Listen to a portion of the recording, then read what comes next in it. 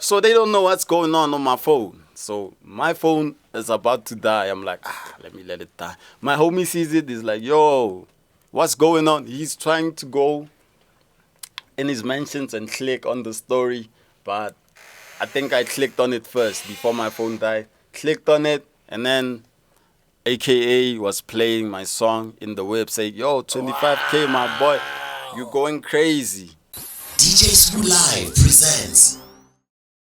Hello, everybody. Welcome to Big Homie Smooth out here in Johannesburg in South Africa. I'm quite excited once again. You guys do know. Once you see this studio right here, you do know that I'm dealing with creatives. I'm dealing with people who can create something out of nothing.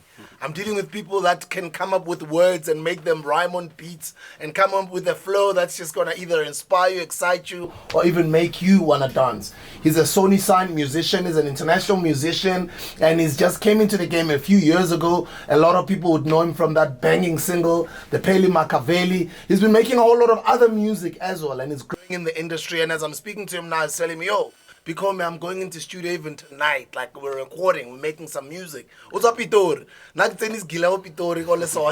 I'm always excited when I get to interact with people from Kopitori. So, ladies and gentlemen, I'd like to bring you guys the Pheli Makaveli, aka do they call you 25K 25,000. 25,000 Kilo, 25K, kilograms. Yo. kilograms? Sharp woman out there, hot man. No, I'm very happy to meet you. Yo, very happy to meet you. Very happy to meet you for real, for real. Like, one of the people that inspired me, like, on a whole different scale, like, on that township influence in terms of, like, yo, you one of my brother's favorite, like, DJs out the country. That's crazy for me to be here. Like, I know on his behalf as well. When he watches this, he's gonna be like, yo. That's so dope, man. And you know what's beautiful, Mr. 25K, is that in a few years' time, it'll be the same thing. You'll be sitting with young cats who are saying, yo, I watched you coming up and this and that. And I always say, every generation has to be better than the generation before. Yeah. Things have to be easier for you guys. Yeah. You know, as opposed to us. As for instance, when you're talking about music, us, we had to go and market the music at because the whole country. At least you guys now have got social media. Digital. You know what I mean? Yeah. So otherwise, Kimang 25K, where you from? I'm put this down, my brother. 25,000 ke mfana mo sample o tla Pheli Sourceville At Ridgeville, ne? specifically, yeah, Sourceville. We call it Pheli in a nutshell. Mara, there's one street that really separates Ridgeville from Sourceville, which is Seco Street. So Sourceville is more closer to like Brazzaville, Jeffsville, Moshongo kind of sites, which is where I'm from. The home of the late DJ Spogo. Yeah, that's really me. Like, I'm a artist slash producer slash future hip hop mogul. I like that. Yeah. I didn't know you produce as well. Yeah, I actually do. Like, that's how I actually got into me rapping on these songs, which is crazy. And how did it all start? It really started in primary school. Like, when I was young, I used to listen to a lot of, like, Dr. Dre, Snoop Dogg, Eminem. Like, at that time, I was just listening to, like, the songs. So I'd write them down in, like, a jota, the lyrics, and then rap along to the songs. And then Kim Presaba for it, so they were like, hey, Joe, you can actually spit Eminem's verse word for word. And then one time, this other friend of mine called Klaus, he's like one of my day ones. He actually introduced me to like a friend of his. Oh, Natanalena Skela, go for Tragerta. He had FL Studio. So he pulled up Fruity to... Loops. Yeah, he stays in West Park. So he pulled up Dasogo Pheli with his PC. And then we used the headphone microphone. You lie. For real. We were in the shack in Ramano Street, my other homie spot called Majosi. So he set up a session there. I recorded this other song. So my friend actually saw this from like a young age when we were growing up, that, yo, maybe like this guy could be like the next big thing. So he kept telling me, even at a young age, I was just doing it out of passion. So from me recording that song, that was one of the songs. We recorded it in 2008, I think. So I think that DJs can relate. Guys, you know how it is when you are using headphones as a mic. You Yeah. put it on the mic console there, then you speak to the crowd because there's no mic, but you're using headphones. Yeah. Now imagine having to rap an entire song rapping on the headphone.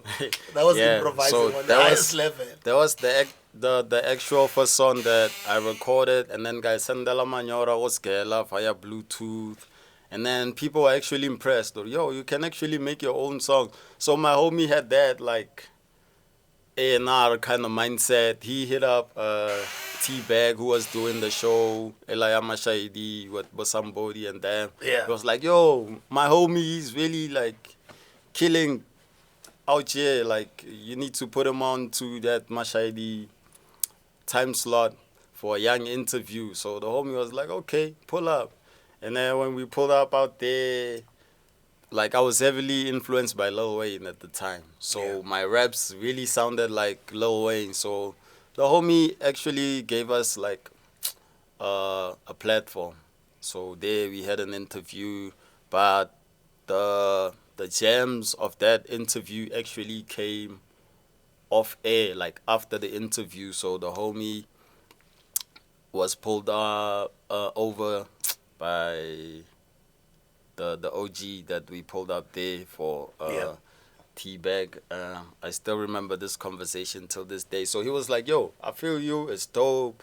And I like the fact that you putting your homies on. You got them to be out here. People heard you. People were already calling in to show you that at least you guys are heading somewhere. But like, I feel like you guys are influenced by like Lil Wayne, New Age, these kind of New Age rappers that we have right now, if I'm not mistaken. And he was correct. So he was like, yo, I can hear it in the music. I just feel like umfana ko Pheli, we come from the same street. Like, just talk about the stuff that you see ko strateng, le emergency and stuff like that. At the time, I was really like a backpack rapper, le manyora, state theater, 012, freestyling, that's also.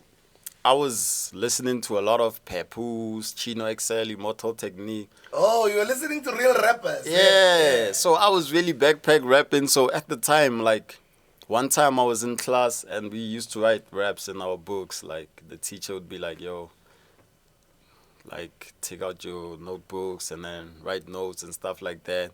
We, like, we used to write fast. So every time maybe we had notes to take off the board, write fast. And then after that, you think we write in notes, but we write in rap. So I actually wrote my first rap song in vernac at that time. So when I sped it for my homie, he was like, nah, dog, you can't be sounding like that. You sure that's you? I was like, yo, bro, trust me, I'm finna. So they recorded the song, played it for him, and then that was actually the start of like 25K. So like me being a producer started off from the computer I was using at home. I used to record myself on Mixcraft and Nero at the time. From there, I started now just recording. Every time I'd hear maybe a Lil Wayne beat, I'd go to Hip Instrumentals, download the beat, and do a remix of the same song. So I kept dropping. And then in 2010, I think that's where I kind of saw that, yo, I actually might be going somewhere with this. Me and my homie, Killer X, he's on my debut album, Pheli Makaveli. When we were in high school, we dropped a mixtape called Nolo Liki, because my real name is Letlo Nolo, and his name is Kabelo. He called himself Ki at the time. We called it Ritla Graduate Ama.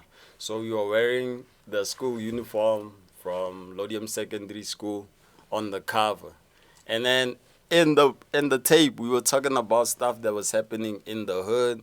Like me being from Pheli, he was from Sosha. He was talking about stuff that he'd see in Sosha, and then we talk about people we'd see in school.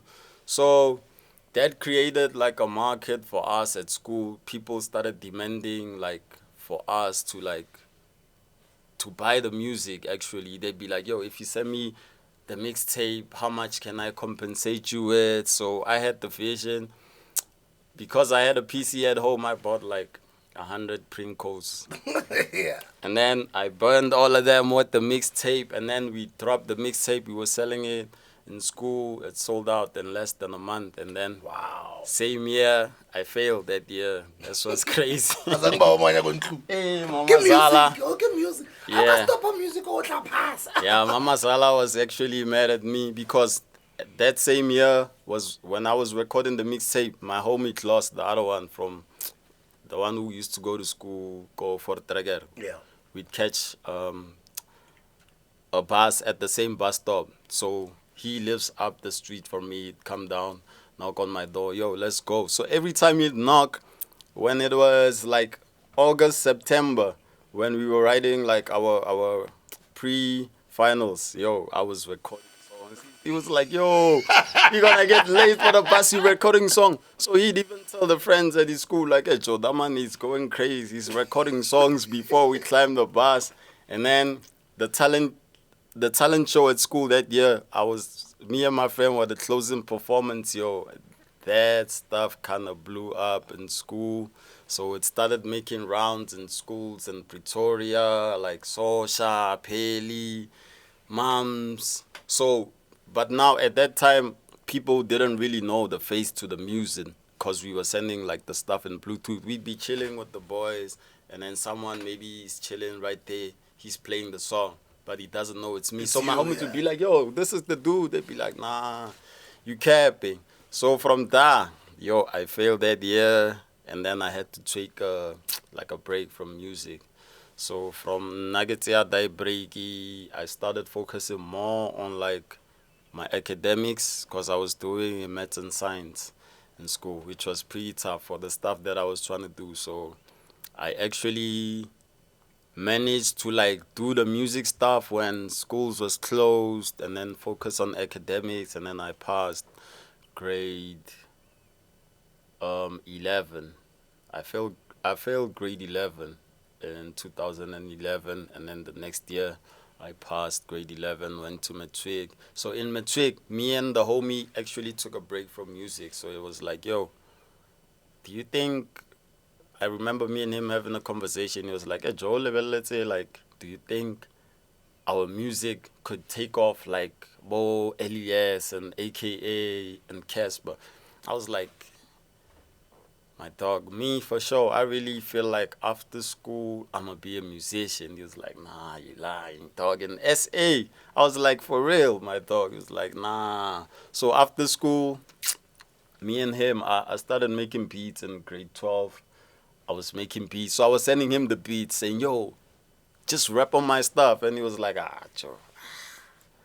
I tried rapping on it, but it's not that fire. So after matric, I took like a gap year, and I didn't really know if I was gonna further my studies or I was gonna do the music stuff. So I started making beats, and then that's when I started calling myself 25K, because I was like, yo, if I make a beat and I send it to one of these guys like Cass, aka, I'm gonna charge them 25K for a beat. Yeah, crazy You story. already had the price before. Yeah, so I was like, I know that's crazy, but that's what I'm gonna charge them. So I didn't actually have like a placement for my beat. So I started now, as I was making the beats, I started going back to the writing process. So now it ended up, Before we continue with the writing process, who Yeah. taught you to make beats? the internet. Also, you taught yourself. Yeah, FL Studio. Crazy enough, I'd see kids like, there was this kid, Louis V, Cardiac, Metro Booming, Lex Luger, Southside, and TM88, Sunny Digital. When they were making beats, I'd watch the tutorials. So I'd also download a tutorial from FL so I could make a beat. I could make a beat without playing the MIDI keyboard.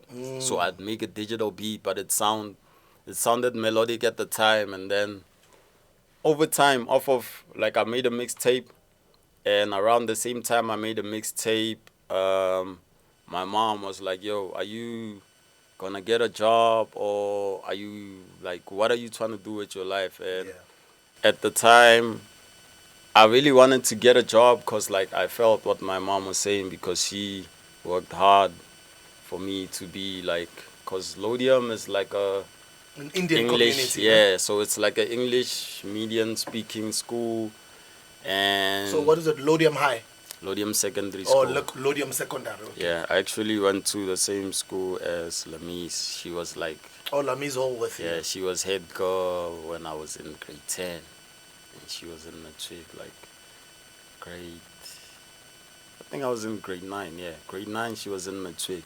So at that time, I really had to like have a wake up call in terms of like if I'm really trying to do the music, because I'd bump into people ba batlang skela le nna.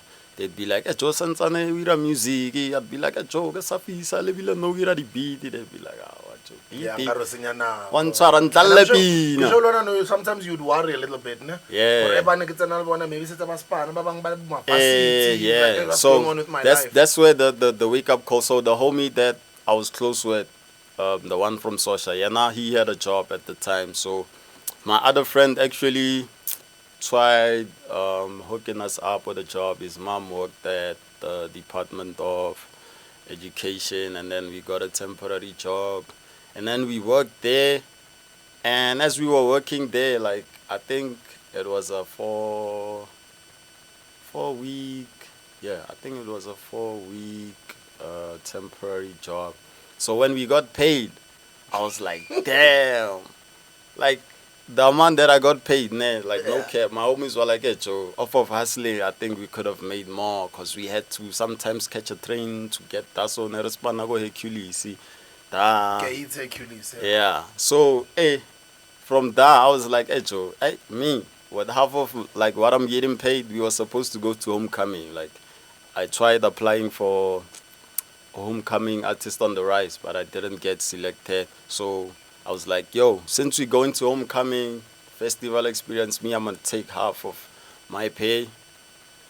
Obviously, take it home and be like, yo, mom, this is what I actually made. And then the other half of it was like for homecoming. And then what was left off of it, I bought equipment. Like, when I bought the equipment, I told my mom, like, yo, she was actually proud of me waking up every day, going to like work and stuff like that. But that's the only job I ever had.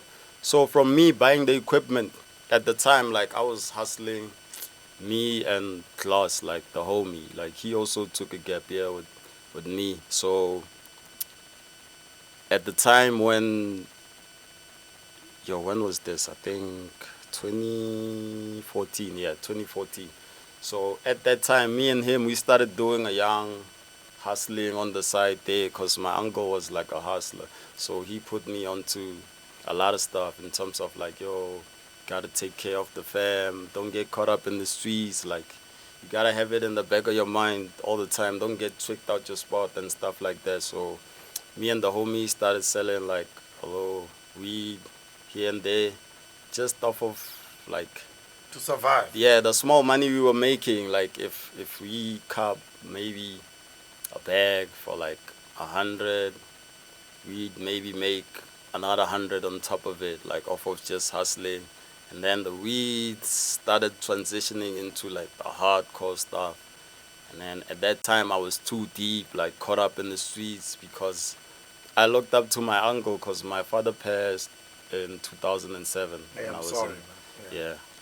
yeah, when I was in grade 7. So my uncle was a person that I looked up to as like a father figure. Yeah. So I saw the hustle from him. Like every time, like there was once a time when my mom got sick, like for like a year straight. She even lost the job. So my uncle was really like putting in overtime, make sure there's food at the crib and stuff like that. So off of the stuff I was soaking up from him, like I knew like me doing a little hustling in the streets, I was doing like bad stuff, and my mom wasn't really impressed off of that. So I tried to keep it in the street and not let like people come to the yard and be like, yo, I'm looking for dude, I'm trying to cop, because my uncle already had like uh, a weed business going on before he passed. He was a snake man. Yeah, he was a snake man. So when he passed and I started doing some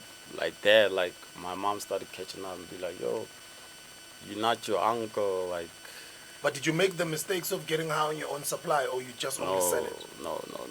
Well done, Trust though. me, trust me. Even like me and And my you're friend. conscious about it, no? Yeah, cause like most of the people that we grew up with either ended up in jail on drugs, or some of them, rest in peace, like they passed away. So from a young age, we were like those kids that were like different from the other kids, because like when I was still in school doing the mixtapes and all, he'd bring me books on music and be like, "Hey, Joe, I borrowed this from like music class. Read nyana, he so tell me what you pick up from that, so we'll see what we can do."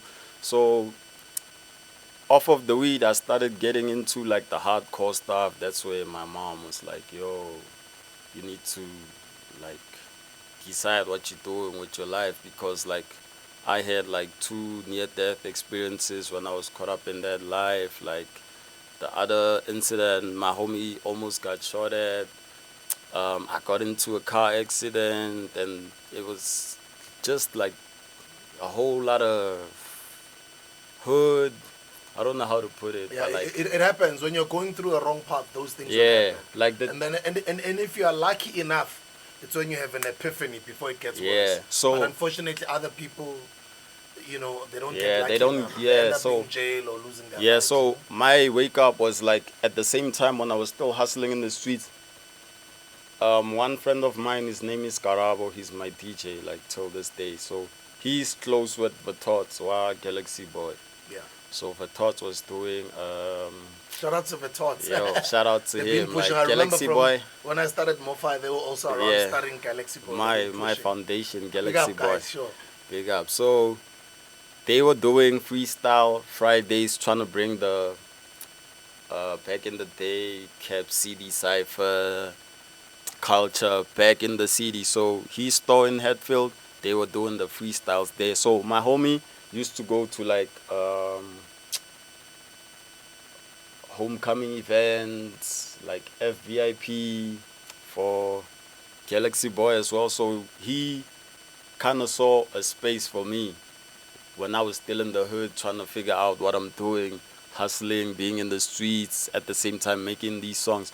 So he was like, "Yo, there's actually a platform the homies put out. They saying you drop a freestyle, one freestyle, 30 seconds. It's all it takes for you to be at the Galaxy Boy store." It was like, "Yo, if you really say you hot, then you need to be there at the store freestyling." I was like, "Yo, trust me, I got it." I remember I was with this other homie of mine. His name is Pascal. Um, he was like, "Yo, so what you finna do? Are we freestyling this thing, shooting it, uploading it to Facebook to let them know that, yo, we coming with that Pheli, rap, vernac, wave, or what?" So I was like, "Ish, my dog, let me actually." I took my phone. I was like, "Yo, let me actually try recording something, and then I'm gonna show it to you." So got in the crib. It was a song he hadn't actually heard before, so put my phone there, played the song with my speakers, and then I was rapping to the song. And then I took that clip, I showed it to him. I'm like, "Yo, listen to this." He was like, "Yo, this is fire. When is this dropping?" I was like, "Yo, that's my homie song. I'm finna drop it. But this verse, I wanna post it there on Facebook, and I think this is the one." He was like, "Yo, let's upload it now." Went to the. That was when 20 was coming up with 20 Wi-Fi at the time. Yeah, I remember. Yeah. Went to the closest Wi-Fi spot, uploaded the video, chilled. Yo, my notifications started blowing up off of that. Because I was already putting songs on Audio Mac, SoundCloud, and Data File Host at the time. I was getting about 100 downloads, which grew to like 500, 1,000. So from that, homie hits me up. It's like, "Yo, other homie called Kaz, Tots' homie." He was like, "Yo, I'm from Galaxy Boy. Yo, you really put out that. I'm gonna send you beats, and if you can rap to these, I want you to pull up at the store. It would be an honor to have you." So when I pulled up out there, my homie Karabo has a brand called Blaro, which is like an abbreviation of where we come from, Black Rock in Soulsville. So he calls it Blaro. So I had a shirt put on that said Free Mashavane Blaro. So I went there with a red cap because I love red. It's like my favorite color. I was wearing a red cap, black tee, black diesel jeans, and um, what kicks was I wearing? Because I remember, because it became iconic. I was wearing You're my fresh. yeah, I was wearing my Jordan 6s, the infrared ones. Yeah. So I was there rapping, like other dudes were rapping in English. I was there rapping in Vernac. So every time I was rapping, people went crazy and thought was like, oh, who's this dude? Yeah. So when he saw the name Brent Blaro, he remembered my homie that, yo. So he took a picture of the t-shirt I was wearing, and then he co-signed it and added my homie there to say, yo, I think this bro is the truth. So from there, he kind of gave me like a platform to be like, yo, if you ever dropping anything, bro, just give me a shout. I'm gonna put you on. Just make sure your cover arts are like cool and stuff like that. If you need a cover art from me, I'm gonna handle you something. So got drop at that. So from that, I was one leg trying to make it into the industry, one leg still caught up in the streets. Like certain times I'd be freestyling there, like my phone ringing, give it to my homie, he's picking up. There's someone in the hood Getting custom. waiting on What the us. stuff? Yeah, it was that crazy. So from that, like I started dropping like every Friday. So every Friday I'd drop a single, drop a single, drop a single, drop a single. And I ended up dropping a song called No Sleep, which got like positive reviews. And that same year, when I sent those songs that I dropped for Artist on the Rise at Homecoming, they actually picked me there. So I kept dropping songs on the streets. So Homecoming was also doing like the workshop. Like JR was there, I remember, Slick, Thuli from Lock Entertainment, Reese was there as well. That's where I met Reese. The first time he was what? Yeah, I think with Flame. Foka was also there because he also came up under like Homecoming Artist on the Rise. The previous year, he was the winner. So in 2016, I was a contestant there. So I also pulled up there, same swag, like tee, red cap on, shades, the Jordans as always. Came there, first day, we were rapping our asses off, and then I got drafted into like the final 50. So there, I think that's where I actually, because I was still in the streets at that time, but like that opportunity kind of made me reflect. Like I started like distancing myself a bit from the streets. And I told my homies like, yo, it's all love. I just feel like, yo, I need to put more energy into. So I started locking myself in, making more beats, making sure that if I have like 10 songs, I need to playlist them proper, like one after the other, hit up thoughts, yo, I need a cover art, whatnot, whatnot. So I actually made it to the top 10. Yeah. Yeah, and then they made it interesting. In the top 10, they were like, nah, this thing of y'all playing songs, like, we heard your songs. Like, everybody can make a song. You guys are solid. We taking it back to the Rap City days. Cap City, let's go. Everybody spitting a 16. You got 30 seconds to save your life. Yo. So I'm sitting there. I think the first homie that was on, and I was supposed to be after. So I'm looking at the homie that I'm going toe to toe with. I'm looking at him like I'm thinking about where I'm coming from. Like I took a risk with my life. I was doing bad stuff. My mom also told me like, yo, it's either you're gonna end up in jail or I'm gonna lose you to the streets. So that was like a very sentimental what she told me. So right there at that moment, I looked at the dude that I was going to go head to head with, and I just didn't see it in him. Like I felt the hunger in me to be like, yo, bro, like no disrespect, but out here, like only one of us is gonna come out alive, and it has to be me. So when it was our turn to jump on, like Katleo Malaji from Homecoming, he's also like one of the people that helped me in terms of like structuring my career as a business, also the brand, and also a whole lot of legal stuff. So he was the MC at the time. He was like, yo, so who's going first? So the dude is like, he pauses for a bit, so I'm like, let me go first. Yo, that 16 that I spit, it was so cold, like, I could, like, the standing ovation, I could feel the anticipation going up, like, and then after I spit that 16, it was over for the dude. Once he held the mic, they were like, yo, my G, you held it down. But this guy, like, yo, so, I was like, yo, so who's the better contender between the two? Is it 25 or is it Ish? I forgot the other dude's name, no disrespect. So the people actually went crazy for me. And then I actually got to perform at Homecoming Africa. And then when I performed at Africa, that was like the first time I performed at a festival, because I used to go to Homecoming as like a fan. Yeah, going there, checking out when end of an era, yeah, Homecoming picnic, and then they said Homecoming Africa. I was there watching OT Genesis, Whiskey, and Black Coffee. So the next day I was on the same stage. So even for my homies, it was a wake-up call, because we had to be on time. We got a call sheet now. Somebody has to be road managing. Somebody has to DJ and stuff like that. So I started having that business mindset of like structuring how I move as a collective. I also like certain times I'd pull up with like really hectic hood dudes, and then they'd mess my stuff up with people. So I also had to learn that, like, yo, my homie, like what I'm doing right now, I'm trying to make a change. And like, if this thing is like making it weird for me and the people that book me, I'm gonna have to leave you in the hood, and I'm gonna go do the show. But don't worry, it's all up, that kind of stuff. I had to really go through those. And we love our friends, guys, and to all the hustlers out there, there has to be that moment. I always call it, there has to be a time in your life where you either promote, demote, or delete, right? There's people that need some promotion. Probably it's even your family that loves you so much, but you never even spend that much time. Just promote them, bring them closer. Yeah. And there's just some people you need to demote, not really get rid of out of your life, but sort of put them at arm's length, because maybe they're too close. Those are the people who are not bringing any value, but they're just takers. But maybe you love them so much that maybe there's something that you're getting from them.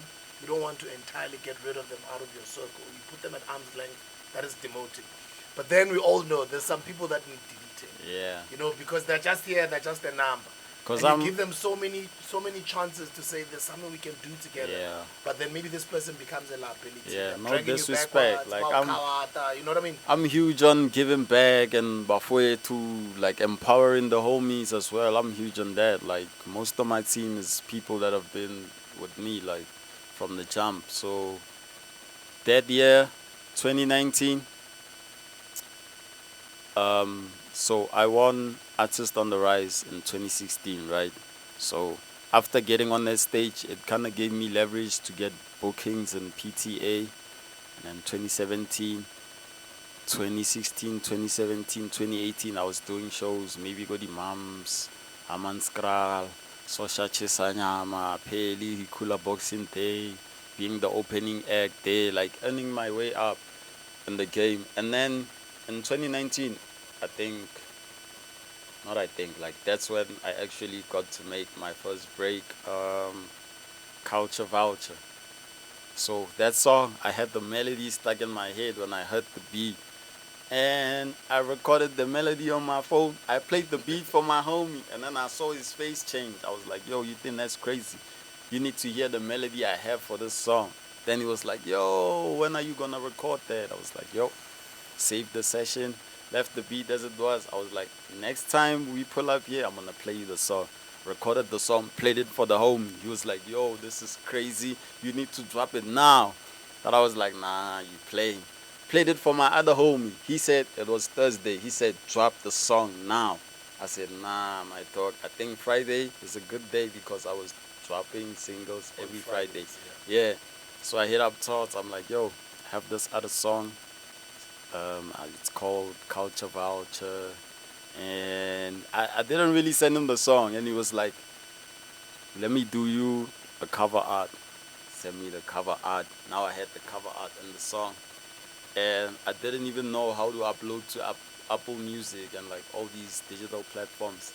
Said SoundCloud, drop the song. Yo, the first show I had after I dropped the song, like people were singing the song word for word. Wow. And then people on Twitter were like, yo, who's that dude that they were quoting lyrics from my song? Say, yo, who's that dude that performed yesterday at Party on the Plot? We heard the lyrics, 5,000 Laboraro, whatnot, whatnot. I was like, damn. So this song, I really need to. So I started pushing the song. Like every Wednesday, I'd post the song. Like I'd get people showing me love, just snapping, listening to the song. 5,000 Laboraro. And then I had an idea. My homies with the clothing, like Plaro. So I was like, yo, we need to say merch for this.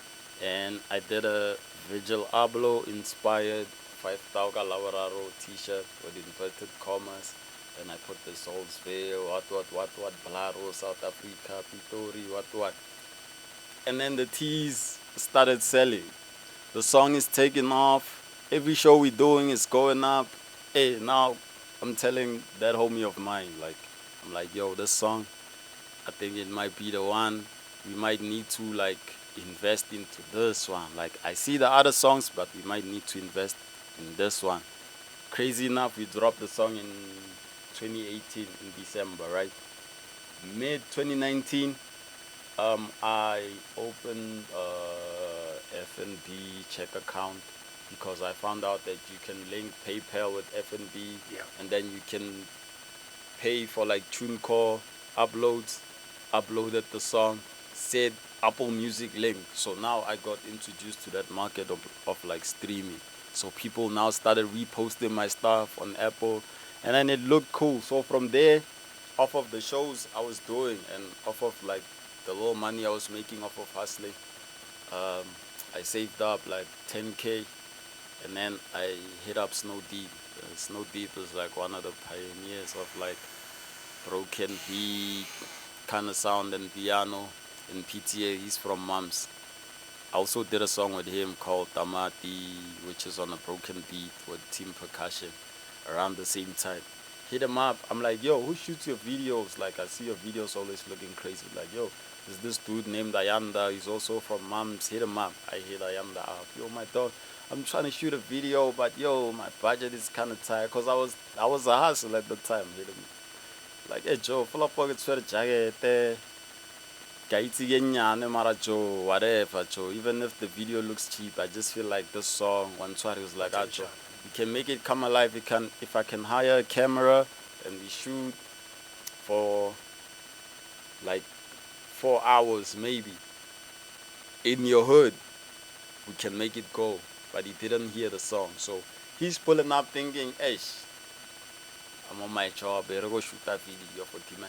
So he actually hears the song the first time when we shot the first scene, Kona Si Kula Maunde, where the, I don't know what to call it. You see those signs? Focus. Yeah. Maybe Hotsanaga Soweto Pitlu. Yeah, I get one inside it. Or yeah. So there's one that says Atteridgeville on the other side. Yeah. Yeah. So Hotsana Kamaunde Straight. Yeah. Hotlo Fitla go Siku. The other side, they Elaya Super Stadium, okay, at Richville, and the other side is Salisbury. Yeah. So I was like, yo, I need to put on for Salisbury. Let's shoot here. So that was the first scene. So he actually heard the song there. He was like, nah, Joe, is this your song? I'm like, yeah, it's like a Joe. It's every time people posting this song on like WhatsApp and stuff like that. Can't it's your song? Hey, Joe. So as he was shooting the video, he kind of got like into the moment. He started being like passionate about it, saying, yo, Echo, I feel like this song is gonna take off. Echo, and the hood actually came out that day. Like, It came out, yeah? Yeah, like when I went to the old shops, that's one too. There was a old Chisanyama that was operating there, that was managed by DJ, somebody called Vulture Cafe. So we parked the E3325 and a super bike next to it, and the hood behind me. And then I did the thing that Bo, Lil Baby, Young Thug, Lil Thug, and all these new wave rappers were doing in the States for their hoods, like coming from Atlanta, coming from Chicago, coming from California, New York. And then when the video was done, I think it kind of took us it didn't take us long. He sent me a first draft first, and I was like, my dog, need to change 1, 2 things. But it already looked clean.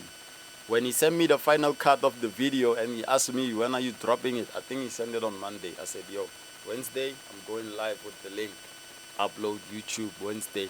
So now, at the time, Pori is the first person in the industry to actually show love. Because Tuli from Log and Homecoming, she manages Pori. So she played the song for Pori. And Pori was like, what? Let me play the song again. Played the song, snapped, and he tagged me in the song. I was like, yo, appreciate it. That's dope. So you got a cosign from Maporis? First, before anybody else. That was a good one.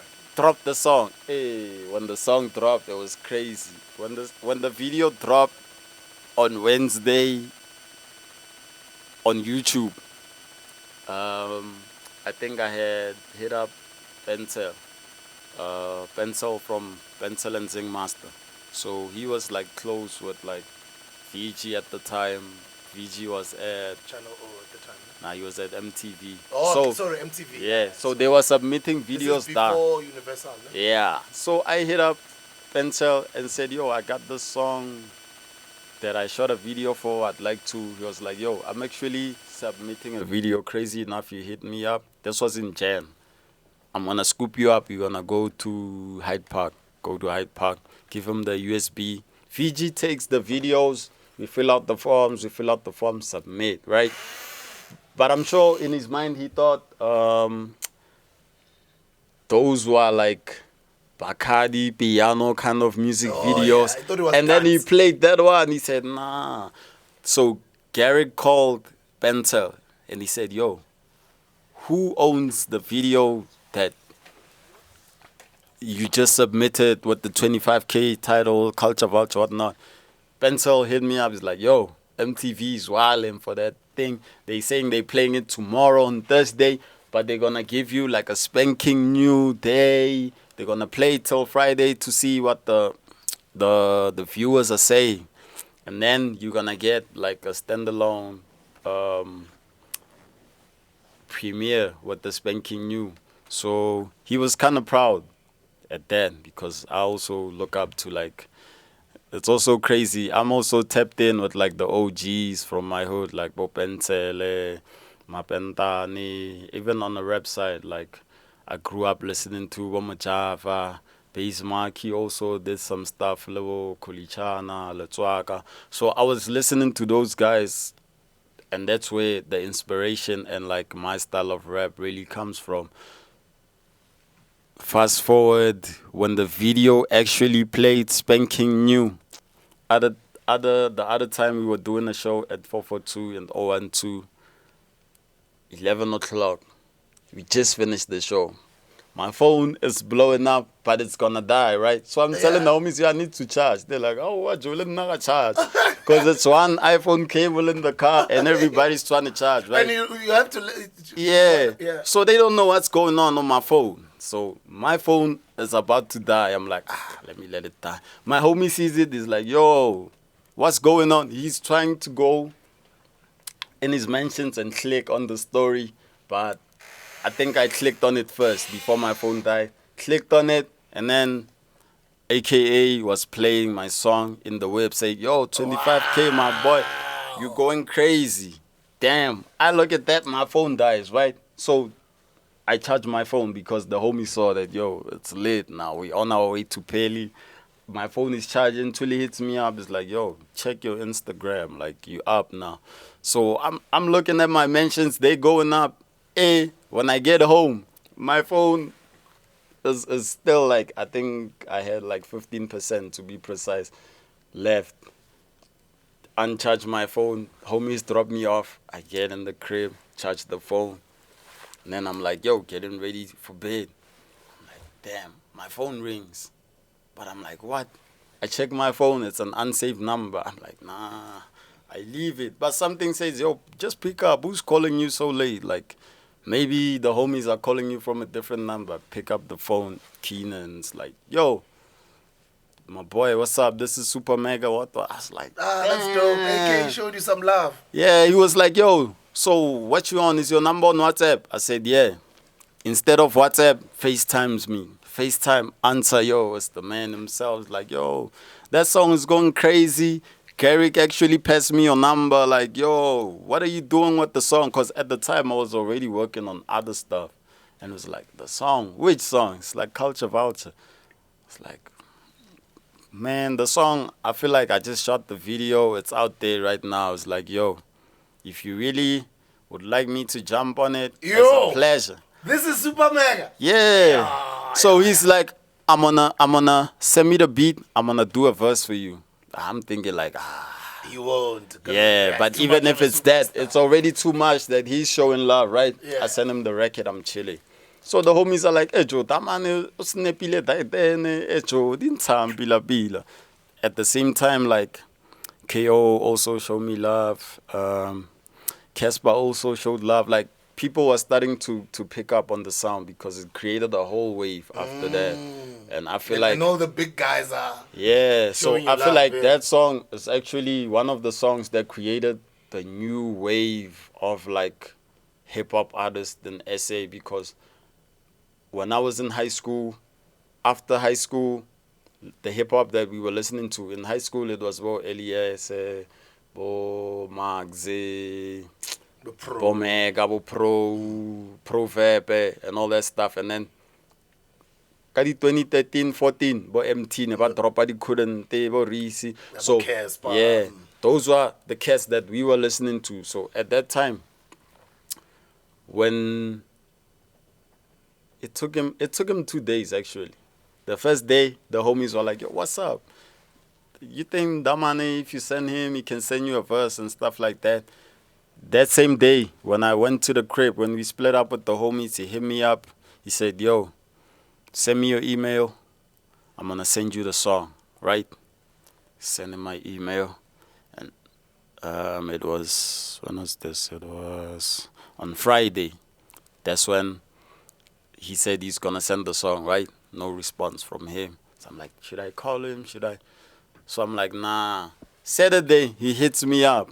He's like, yo, actually, like, my orchestra, I know you saw that. I'm trying to do the orchestra there at, like, Sun Arena. So I'd love for you to be a part of it. And I know the lineup is, like, already concluded. But my guy, Tiamo, is going to hit you up and... Trust me, I want you to be a part of it. I want you to rock out for Pitori.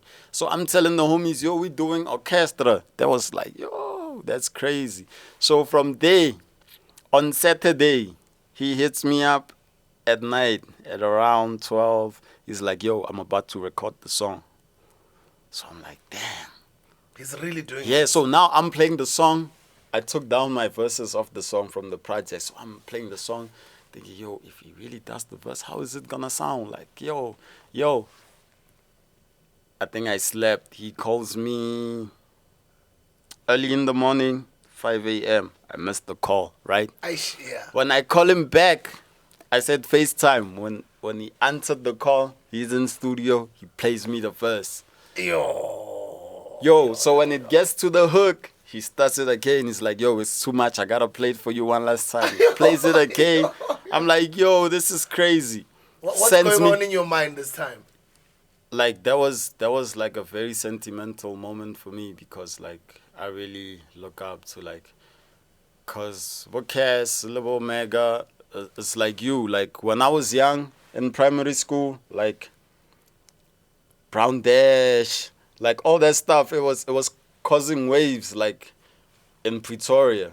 And that was, like, mostly in Zulu, but you can imagine, like, if it's touching in Pretoria, it's definitely touching the whole country. So that was a crazy moment for me, because I was like, I also felt like a lot of rappers are talented in Pheli, per se, also Pretoria. I felt like they didn't get to have, like, a mainstream artist really pull through for them, and then it actually becoming a thing. Like, what Black Les and what Envele, what P. Dotto, they held it down with, like, the Cap CD, Records, Era, and stuff like that. So I was like, damn, am I really the face of, like, what's next coming out of Pretoria, like, after Reese and them?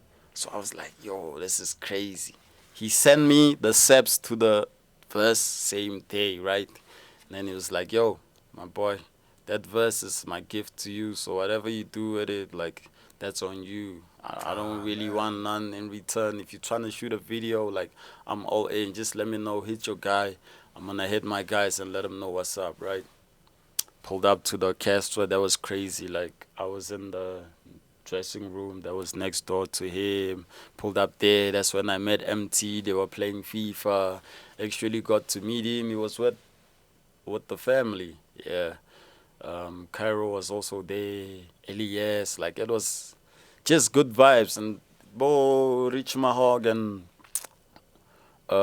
Don Design were like, yo, like, Mega, like, really messes with your stuff, like, for real, like, bro, trust me, it's not many dudes like you, one of one. And Mega doesn't just. Yo. So when you're getting love from Mega, you must Yeah. know. So crazy thing, I had the verse the homies don't know, right? Yeah. So every time I'm chilling with the homies, like it's a huge moment for them to be like, hey Joe, hey Joe, hey Joe, hey Joe. So they're like, hey Joe, so I'm like, hey Joe, I get it, Joe. But they don't know it's already Yeah, done. so I'm like, you think if I send it to him, they're like, ah, Joe, mo try, mo tsware, ha hanne. I don't follow up on tsware, at least you rocking the orchestra, they're gonna see it's all love on tsware. Hey, I have a meeting with Katleo Malachi because Homecoming. yeah, I got a DM request from Tabiso Kati, who was MD at Universal at the time. Yeah. So it's on my Instagram. It's like, Tabiso used to be partners with KO. yeah, They used with to the run whole Cash Time together. Cash Time. So I see the DM. I'm like, oh, Universal on Instagram? Nah, I leave it. But I go back to it. I text him my number instead. He hits me on WhatsApp. He's like, yo, this is an actual thing, right? So MTV hit me up to do an interview. Go when their offices were still in Hyde Park. I pull up there. So after that, I hit him up. I'm like, okay, actually, let me pass by there because I was with Spencer. I'm with Spencer. We walk in boardroom. He's ready for us. He's like, yo, finally get to meet the man. What's up? Like, yo, the song is doing crazy, bro. Like, this is a crazy time for SA hip hop. I feel like you like one of the pioneers of a different kind of sound because I come from the era of Bopro and like seeing you rapping Pitori like that and the CD having your back, that's crazy. And then that's when we had talks about like a licensing agreement. So it was like, yo, it's not even pressure. Just send it to your people. Like if you got lawyers, and already at the time I had a relationship established with TaylorMade and Homecoming, so I sent the agreement to Katleo. So the meeting was actually about the licensing agreement. So he was like, yo, what are you trying to do with these guys? Because it can really be whatever you want it to be. So it was a 2 singles agreement, Culture Vulture and the remix and follow-up single and then first option album, right? So Culture Vulture was already out there. The remix was in the works. Also them, they didn't know. Katleo also didn't know. So we in the office, we having a meeting. It's like, yo, so what is your guy Mega saying? Is he showing you love off of like just doing the show, or is it real love? I'm like, it's real love. It's like, oh, how real is it? And then I played the song. He's like, is it really? I'm like, listen. Heard the verse. He's like, yo, you on go. So what's stopping us now? I was like, yo, the remix really to me wasn't like a moment to trying to outdo the original song. I really wanted to put people that really I felt like inspired me. Like when I saw like MT having his run with Roll Up, like being a hustler, being a trap artist in SA, and I come from the trap, like everything I'd hear in like overseas rap music and trap was the stuff that we were doing in the Pheli streets, and that's sort of translated into my raps because I was talking about, from me talking about the stuff I was doing in high school, started maturing into the stuff that I was facing in life, like my near-death experiences, the stuff that I was facing, also losing homies to like the streets, homies being locked down and stuff like that. So Moosley also did a verse on the remix. Boiti also did a verse. Gigi Lamaine also did a verse. Cause I really wanted it to be a moment where it's like, just put the beat out there. Whoever feels like they got a 16 for the song, do it. And then have an official remix outside of that. So it was like KO also, JR, actually quite a few people hit me up. So much love. And at that time, like the whole game. yeah, I was already pulling up to Bori's crib after gigs. Like after gigs, I was at Bori's crib. Him and Gabzo were like working on the first Scorpion Kings. So when they leave for gigs after their sessions, I'm there. Put a beat on there, hip hop, rapping, played for Bori's. Like, yo, you on to something. You on to something. And then from there, I ended up putting MT on the remix with AKA. Raf helped me mix and master the song. Legend. So Java also one of the people that showed me love. He hit me up. He's like, yo, Raf is out here. MT, I know he sent you the verse, so if you need a proper mix and master, it's all love. You can pull up to Raf's spot in Kyalami. Got to meet Java for the first time. He was recording this other, emotional song.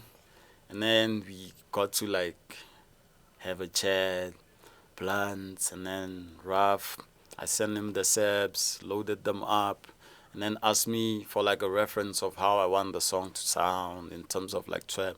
Gave him the reference. And then when he gave me the song, I already had it. I was going into Universal meetings with the finished song, but wanting to hear what they have in terms of like plans. Because they were like, yo, when is AK gonna give you the verse? I was like, relax, trust me, I got this. But they're like, no, you don't really got this. Someone can maybe A&R hit him up. I'm like, nah, I don't want it to be weird like that because I really got like direct contact with bro's team and I really got his number, direct line. Like, I still hit him up till this day. Like, send them the song. And then I guess at the time, Universal didn't really understand where hip hop was at the time. Like the song really did numbers, trust me. But I felt it could have done more. But also it was a learning curve for me because that was the first time working with a major. I'm coming from the streets, having my own entity called Kasi Music Entertainment. Me and the homies dropping music on DSPs with that entity. So I'm already having the let me say like Rock Nation with Dame and Jay, with Def Jam. I already had that mindset at the time where I was like, yo, I feel like if I got the spotlight shining on me and a homie is dope that I know and I'm cool with and it's not really forced, they got some music to drop, we can put it on Kasi Music Entertainment, they'll get to keep whatever is theirs off of whatever the song makes. Just to enlighten the bros also on the TuneCore, Distro, Apple Music there, and that you can really have your music out there like that. And then 2019 was really a learning curve for me. Like, I really learned a lot. I also grew in terms of like the brand, my mindset as a business as well. And you're about to take off. Yeah. And then lockdown comes. Yeah, so 2020. also this is the other important part of my story. When Vulture, the song was doing numbers in Pretoria, Zoocci pulls up to my Zoocci DJ. Kopdo. Yeah, I'm there. What's up, Zoocci? Yeah, the legend, living legend right there. I'm there performing Cozy, 012 Central. I think I just got off stage and the last song I This performed. is not 2020 or still 2019? 2019. Oh, okay, before Yeah. lockdown, yeah. So I had just performed Vulture. He pulls up to my DJ. It's like, yo, what's that song called? So my homie is like, yo, Vulture 25. So he puts my handle on Zoo's phone. Zoo saves it. Hits me up on Twitter. He's like, yo, bro, like, your sound is crazy. I heard a song by you, but I forgot the name. So I sent him the screenshot of the song. He's like, yo, the exact same song. So if you need me, bro, it's all love, for real. I got beats, I can send you a pack and stuff like that. Actually pull up on me. Pulled up on Zoo at Booming, my DJ, and Klaus, And my you with him chap. again tonight, ne? Yeah, You're recording with Zoo and who? living legend. Zoo, Flame, Okay. Diamonds. Nice. Yeah, we all really. the best for tonight. Yeah. You must record some fire, some fire music. Only fire, trust me. So I also learned a lot from Zoo, like when it comes to music, because my production side, I sort of contributed a bit with my album because some of the songs I was pulling up, they were rough. And then Zoo was polishing the song saying, yo, nah, this is fire. Your beat is just outdated. We're going to make a new beat, like stuff like that. And what the outcome of the song would always be crazy. So Zoo was like, yo, this song is like a big song in a while since like Roll Up and Juice Back. And it already has a remix. You should really follow up with your debut after this one, and you cannot fumble this. So if you need me, I'm out here. He sent me a beat pack. When I pulled up on him the first time, me, Booming, Klaus, we recorded a joint. Send me the export of that joint. When I got home, the beats he sent me, 2 of them, I already wrote to them, recorded, played for the homie. I'm like, yo, I think me and Zoo are on some different stuff. Like, this is sounding like the next. So off of me doing shows in 2019, whenever I had time, because Zoo was in between Joburg North and Pretoria East. I think at the time it was still with fifth season, ne? That was after 5th season. Oh, that was after. Okay. Yeah, So when I so used to interview him on Massive Metro, he'd be brought by yeah, the fifth season team. yeah, I remember that. That was when I was looking at Zoo on TV, and I was like, yo, this dude, Pretoria, like it's crazy for us. And then pulling up on Zoo, like every time from shows, the sessions started now making sense, and now it started like becoming like we building towards something. And it was like, yo, bro, I think this could be your next album. You really need to think of a name for this project.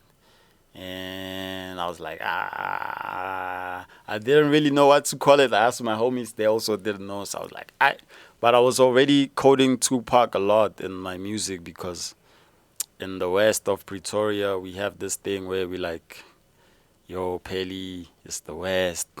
Like, we always throwing up West the side, W, yeah, like we the West Coast without the coast. And then Zoo actually sent me a text saying, yo, since you from Pheli, right? I was like, yeah. It's like, yo, Pheli Makaveli.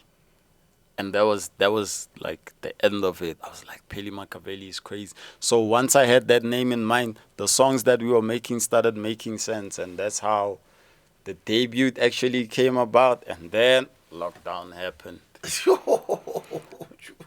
That was a crazy time, because during that era of like 2019 and 2020, like I was already one last single away from like fulfilling my deal with Universal, right?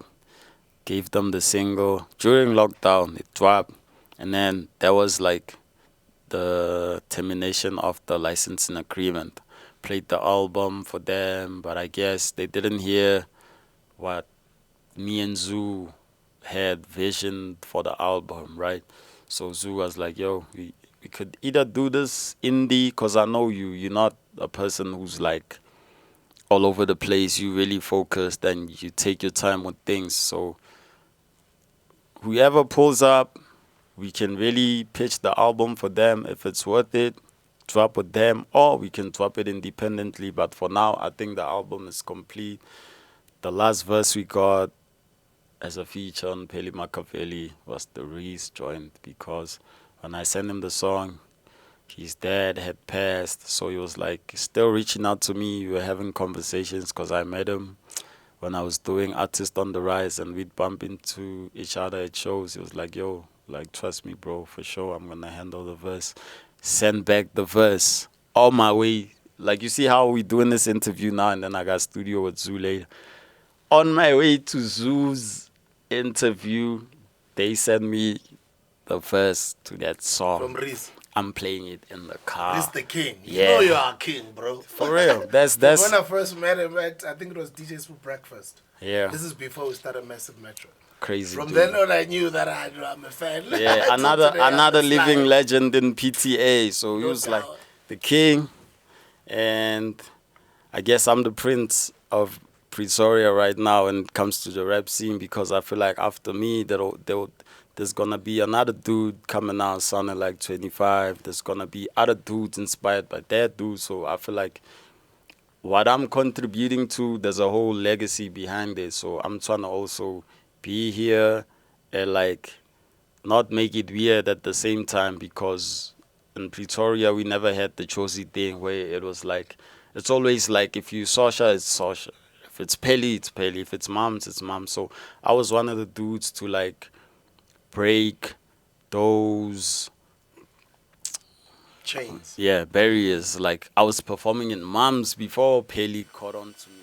So Moms was already showing me love. When I was performing in Pheli, Sasha was showing me love. So I was like, so it started becoming a thing where the city is now united. So Pheli Makaveli. Pheli Makaveli. Yeah. It was What a supposed dope to story, bro. it was supposed to drop in 2020, but then lockdown happened. I got to meet Madlera Dope Boy through Slick. We dropped a tape called Champion Music to start 2020 off. Crazy enough, I was even rapping about COVID in the tape, and then COVID really hit SA because we were still watching it on YouTube. It was happening in Wuhan, Yeah. right? 2 months later, we in lockdown, but the tape is out, and that was really a tough time for me. I didn't really know if I was gonna drop the album. Later in 2020, that's when I dropped a snippet to Pheli Makaveli intro, and then the anticipation got up again because the blogs like Hype Magazine were like, are we ever gonna get this Pheli Makaveli, because 25 and Zoo been saying like, so I was like, yo, I think that's the first single. So crazy enough, when Slick was A&R at Sony in 2021, he pitched Pheli Makaveli to the Sony team, right? And at the time, Pori is also signed to Sony, so Thuli manages Pori, and Katleo also does some legal work for like Pori. So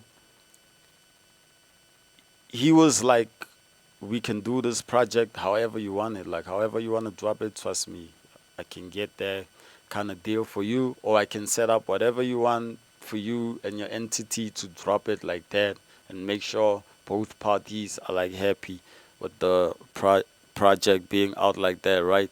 So we were shopping around.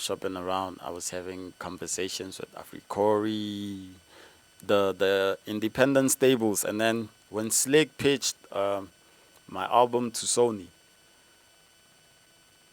they hadn't really heard my album, but they just looked at the stuff that I've done since 2019. They were like, yo, this is crazy. Also, Sony hasn't really put out a hip hop artist in a while, and maybe this could be our dude. In the time, they haven't even heard the album. Pulled up to them, genuine vibes. Even the energy is like different, because it's like these people are on go, and I'm on go with the project. I'm just trying to make sure I put it in the right people's hands, right? So me and Zoo actually ended up reaching an agreement to say, yo, now you can drop the project however you feel it's gonna take off, because this is you in a nutshell. So I ended up doing a JV with Sony and played the album the first time. We had a meeting actually at the Sony offices. That's when they heard the album the The new first time. offices in Rosebank. Yeah, so me and Zoo already had a plan for the album. Like, we already knew the intro was the first song, and then we were gonna drop Hustler's Prayer, and then Trap Jumpy, and then we're gonna have a crazy rollout. Like, shout out to Zoo for that. Also, Vaughn from Stay Low, like Stain Entertainment. He's a part of Zoocci's management. He also contributed to like the idea of the rollout as well. It was like, yo, Kilo, like, you being the person that you are, taking your time, I feel like it would be an injustice if you don't roll out the album. So we need to really drop it like, Stage. yeah. So hit up Zoocci, link me up with Mason Wabentloko. He's also a crazy artist who does like um, paintings that are like Xhosa inspired. So off of that stuff, he shot my cover, came through to Pheli. He was telling me about the culture in Eastern Cape. And also when I was, because I went to an Indian school, like in Lothian. So midway in high school, I embraced Islam because I went on a spiritual journey where I was like Anglican Christian before because of back home. So I started reading deep into Islam, and then I understood how the Abrahamic religions are like linked, like Jews, Christians, and Muslims. So getting to understand more like how Jesus links to like Moses and like Abraham, back to Noah and Adam and stuff like that. I made the decision to like convert to Islam. And my mom, we had a talk, and she was definitely for it because I had to explain it to her in a way that made sense to her, because we growing up in Pheli where there's a whole lot of like misconceptions about the religion and stuff like that. So that's how actually the Pheli Makaveli font ended up being in an Arabic like typeface in gold to say Pheli Makaveli. So that was actually capturing my story into 12 tracks, and that was the genius of like Zoocci, Coke Dope, everybody like around me, Vaughn also, Katleho, like everybody who believed in me ever since like I started touching the mic. So that was like crazy. The album is still on the charts right now, which is crazy. SA Hip Hop Top 10. This is like after over 52 weeks now. Wow, It's Joe. crazy. I'm working on my next one right now. It's gonna be crazy. And at the same time, whatever I'm working on right now, I'm also working on something on the side. Like from the sessions that I'm having with Zoo, I have a setup also at home. When I'm home, I'm working on different stuff, trying to put on kids. Like there's a kid called Temba. He got a placement on my album.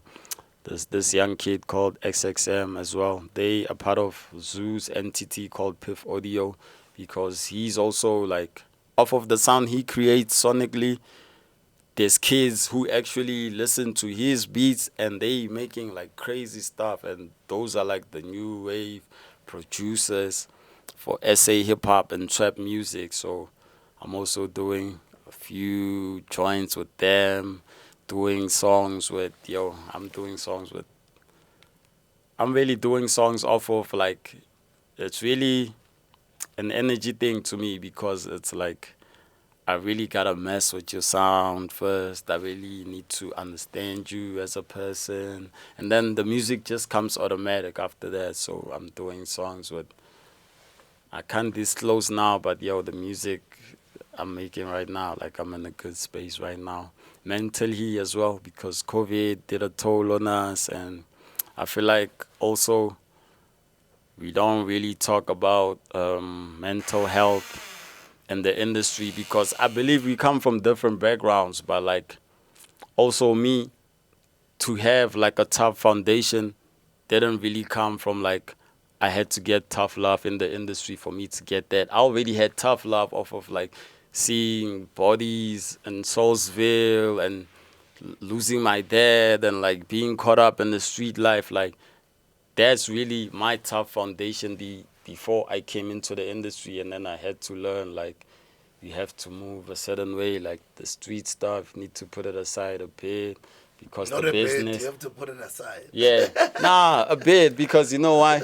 A guy like me, I'm coming like I'm passionate. Like as a guy, when you meet me, like you really see like a dude who's really passionate about music, right? So certain people don't really understand that like being a good person doesn't mean like it's your weakness. Yeah. You feel me? So I really come from like the tough life. Trust me, like, yo, I would, like me being here right now, it's a blessing. That's why I'll never take the music for granted.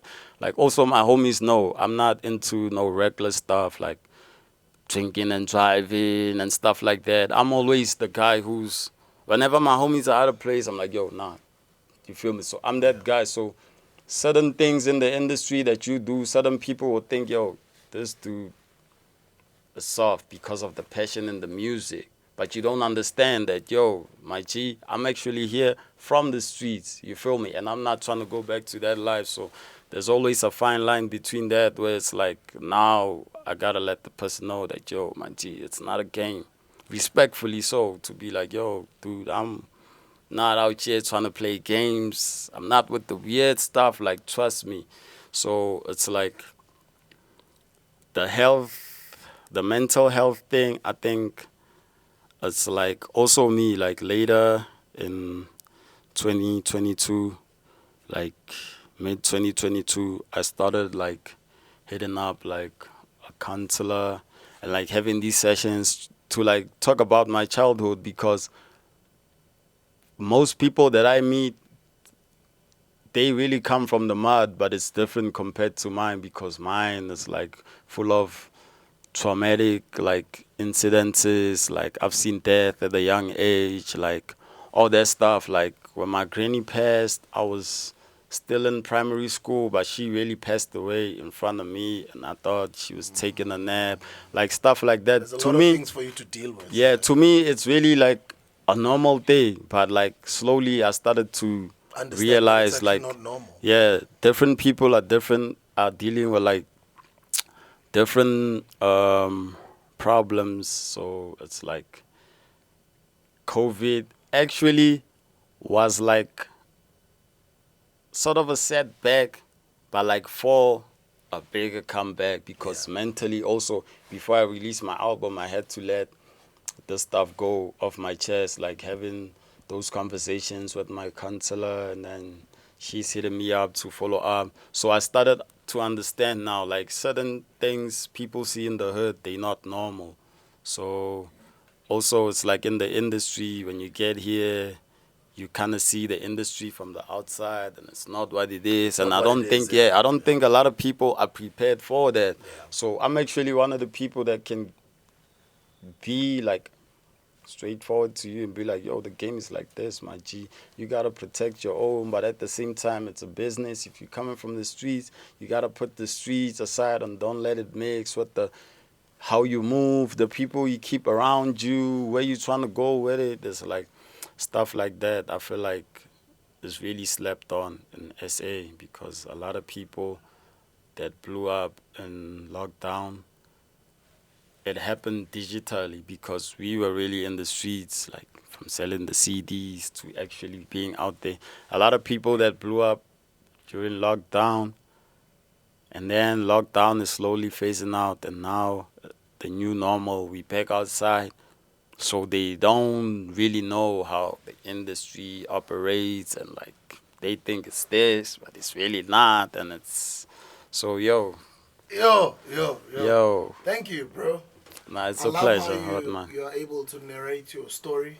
I'm very happy to meet you. For me, it's my first time meeting you in person. This is actually my first time meeting you as well. I know my story means a lot to you, but off the camera, I'd really love to have a conversation with you, because you're one of the people that inspired the story. Like one of the many people, including Bopori, like Brown Dash, Zixman was out there doing the yo.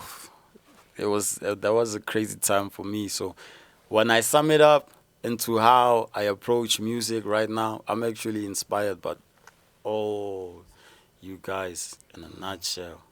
So I'm looking forward to our follow-up interview, and I love the fact that on this interview, I just wanted to know who you are. Yeah. Little did I know how good you are in telling your story. Yeah. I think a lot of the people who are going to watch this interview, it'll give them an insight into your story. I think it's even a bonus to those who listen to your music. Yeah. Because a lot of The the background things you're saying story. you're saying them on the music, you know? Yeah. So I loved how you unpacked it, and I also love your honesty and your humility.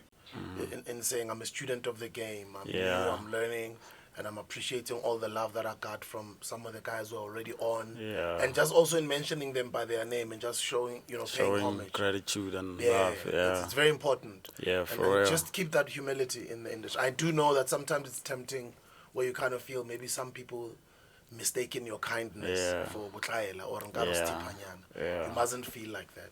You must just keep the humility, but we're not saying obastlaela. Yeah. But you know the game, how it is. Some guys will test you, you know. I feel you. So it's good that at least those are guys, no Yeah. one can just play on top of your head. So I just wanted to appreciate you, and I want to do another interview in a couple of months' time. So I'd love to.